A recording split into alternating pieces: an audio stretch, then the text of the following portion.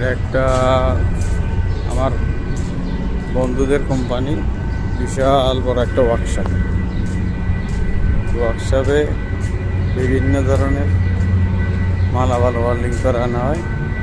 দেখেন কত বড় আয়োজন তাদের, বিশাল বড়।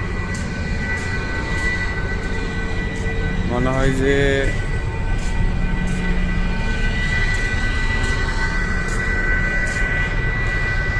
একটা বড় একটা হসপিটাল। বিভিন্ন মালামাল, বিভিন্ন সিট, বিভিন্ন দরজা কোম্পানির সামান তৈরি করে। দেখেন